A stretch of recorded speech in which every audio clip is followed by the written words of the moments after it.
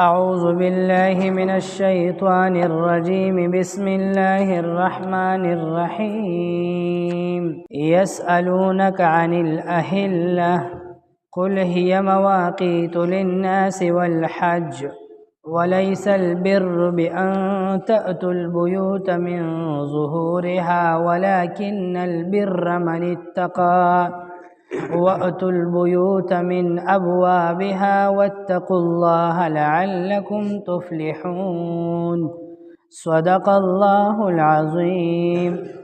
سورة البقرة سپارہ نمبر 2 د سپاری رکو نمبر 8 او د سورت رکو نمبر 24 آیت نمبر 189. یسألونک دوی پختنه کیتانا عن الاهلة د سپوږمۍ په باره کې.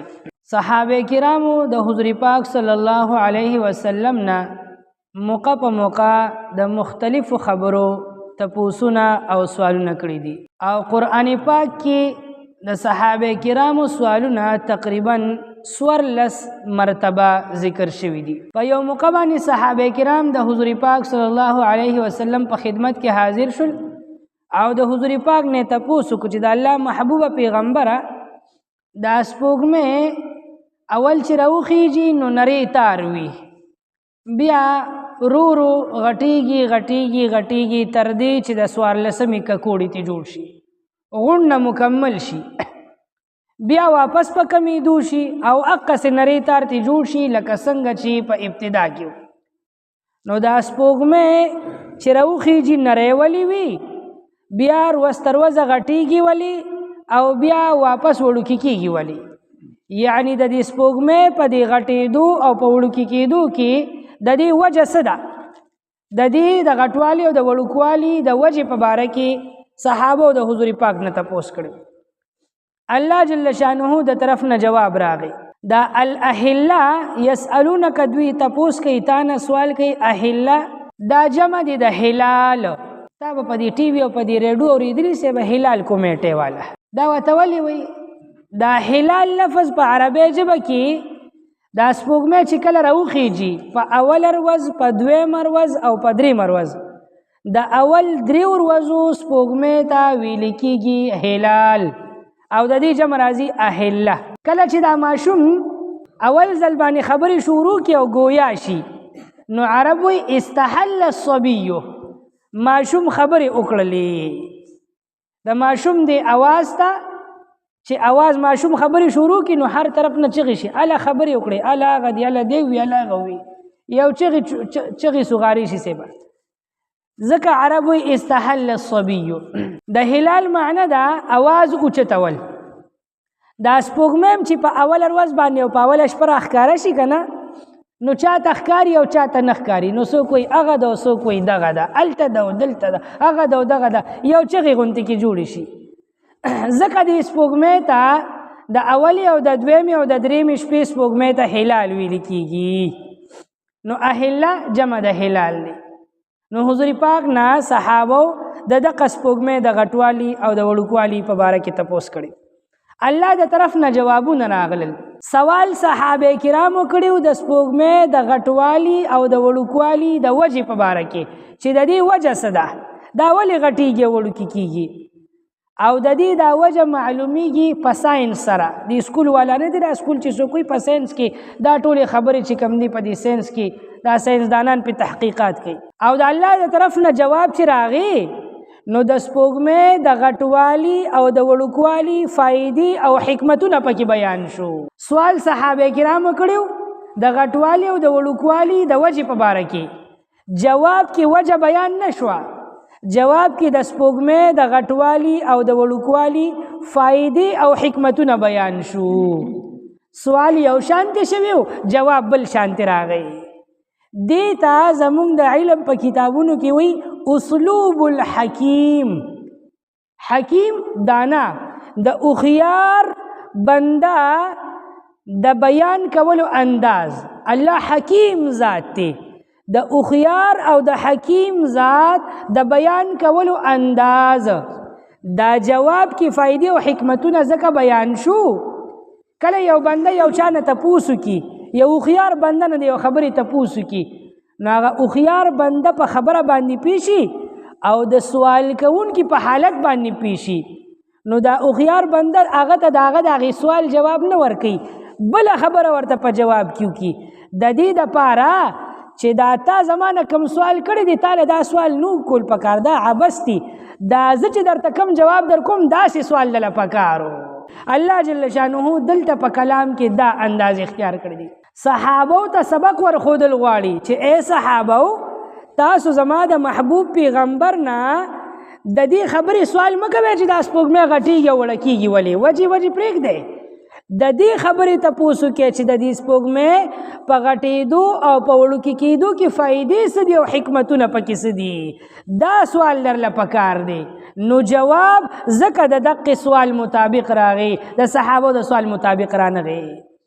او فائدې او حکمتونه دا بیان شل قل زما محبوبه تدوی ته وایه هي مواقیت دا مواقیت لفظ جمع دی او د دې مفرد راځي میقات او زمونږ د علم په کتابونو کې دی ته وایي اسم آله مطلب د یو څیز یا د یو کار کولو آله دا سپوږمۍ د وخت د معلومولو یو آله ده یو قدرتی کلینډر دی چې په دې اسمان کې الله پیدا کړی دی صاحب پاڼو اړولو راړولو ته پکې ضرورت نشته او علم زده کولو ته هم پکې ضرورت نشته صاحب الله وایي چې د سپوږمۍ په دې غټېدو او په دې وړوکي کېدو کې د ټولو نه غټه فایده او حکمت دا دی چې دا د خلکو د پاره د وختونو د معلومولو ذریعه او آله ده خلک په وختونه معلوموي میاشتې په معلوموي موسمونه په معلوموي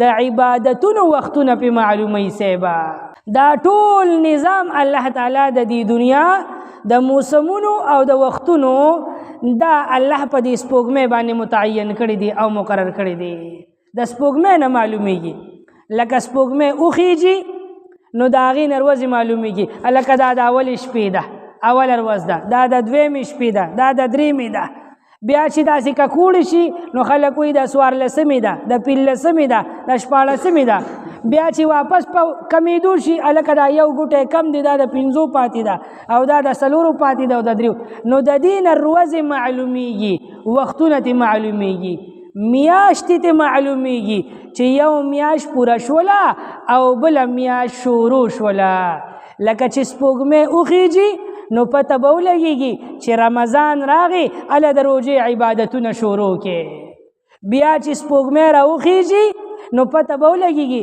چې رمضان ختم شو شوال شروع شو هله د وړوکي اختر خوشحالي منو کې بیا چې سپوږمۍ وخیږي پته به ولګي چې د وړوکي اختر میاشت ختمه شوله او ذوالقعده میاشت شروع شوله بیا چې سپوږمۍ وخیږي نو پته به ولګي چې ذوالقعده ختمه شوله ذوالحجه د حج میاشت شروع شوه هله د حج تیاری وکړي حج له ځان رسوي نو په دې سپوږمۍ غټېدو او وړوکي کېدو کې الله تعالی دا فایدې او حکمتونه ایښودي دي چې په دې سره خلک وختونه معلوموي تاسو ته مو وی دا یو قدرتي کلینډر دی که څوک په بانډه کې دي هم پیږي که څوک په خاریه کې دي هم پیږي که یو څوک تعلیم یافته دي هغه هم پیږي که یو څوک انپړ دي پټکي ککړ نه دي په الف بي نه پیږي خو دې د سپوږمۍ په حساب کتاب پیږي صاحب که یو څوک په غرونو کې دی په ځنګل کې دی هغه هم پیږي هغه ته هم سپوږمۍ ښکاري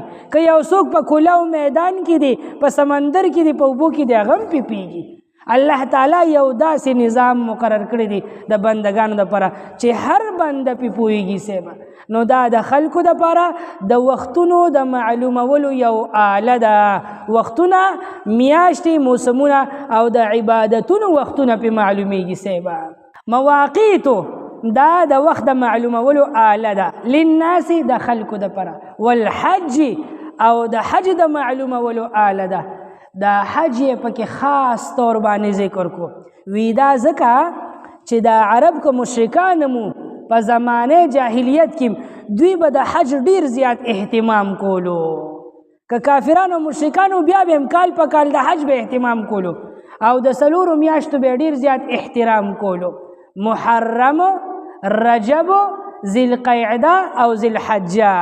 په دې څلورو میاشتو کې به دوی جنګونه هم نه کول. د پلار دشمن چې به ولیدو هغه به هم نه وژلو. وی یاره محترمه میاشت شروع ده، د عزت او د احترام میاشت ده، نو هغوی به احترام کولو. نو د دې حج به ډېر زیات اهتمام او تیاری کوله. نو حج یې خصوصي طور باندې ذکر کو چې دا خلک په دې باندې د حج وخت معلوموي په سپوږمۍ باندې. او دا د زکات حساب کتاب هم ګوري په دې قمري حساب باندې دی. په سپوږمۍ په حساب باندې چې کومې میاشتې پوره کېږي زکات په هغه حساب باندې به ادا کې. لکه یو څوک دی دا اوس چې کومه میاشت شروع ده که نه دې ته وایي رجب المرجب، دا 9مه میاشت ده، بیا ورپسې شعبان 8مه میاشت ده او رمضان 9مه میاشت ده. نو دا رجب میاشت اوس شروع ده. اوس یو څوک داسې دی چې هغه د رجب په دې میاشت کې نن 20 تاریخ دی، په دې نن 20 تاریخ باندې دی د 20 لک روپو خاوند شو، صاحب نصاب شو که نه. اوس په ده باندې چې راتلونکي کال کې د رجب دا میاشت راشي او د رجب دا 20 تاریخ راورسي نو په ده باندې به زکات ادا کول واجب شي. صاحب نصاب شو، مال ورسره 1 کال پورې دی، کال پې تیر شو نو حساب نو زکات په واجب شي سیبا. نو دا زکات حساب کتاب هم په دې قمري د سپوږمۍ په دې حساب باندې کې زمون خلک د دې خبرې خیال نه ساتي سیبا. یا خو بس زبرګه میاشت دې میاشتې ته زبرګه وایي، بس زبرګه په زبرګه کې ورکوي سیبا. یا چا د ځان لپاره روژه ټاکلی وي په روژه کې زکات ورکوي، یا چا د دې انګریزۍ د میاشتو حساب یاره بس زه په 1 جنوري په جنوري حساب ورکوي. نو دا د زکات حساب به په جنوري فروری د شمسي تاریخ باندې به نه کې. وجه دا ده چې شمسي کال حساب زیات دی او د قمري کال حساب کم دی. د سپوږمۍ چې کوم حساب دی په دې سره کال د 354 ورځو راځي او د شمسي چې کوم حساب دی جنوري فروری نو دې سره کال د 365 ورځو او د 6 غنټو راځي. نو په کال کې دا شمسي کال 11 ورځې د قمري کال نه زیات دی. نو هر کال کې دا 11 ورځې زیاته وه. نو کم از کم چې 13 کال حساب وکړي که نه 11 له 30 کې ضرب ورکه صاحب 11 × 33. نو په 13 کاله کې که ته د زکات د جنوري فروری په حساب سره ورکې نو چې 13 کاله تیریږي نو بیا به در باندې ډبل زکات راشي په یو کال کې. یعنی 13 کاله چې تو د شمسي حساب ولګې نو قمري 11 کاله راځي، شمسي 13 کاله راځي.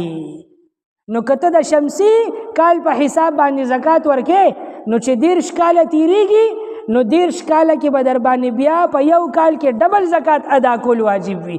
نو که 13 کاله پس دی په یو کال کې ډبل زکات ورکو خو ټیک ته غاړه به دې خلاصه شي.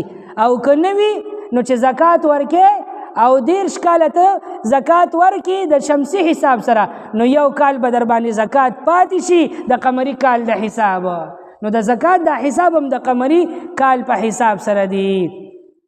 زمون خلک په دې اسلامي حسابونو کې ډېر کمزوري دي سیبا.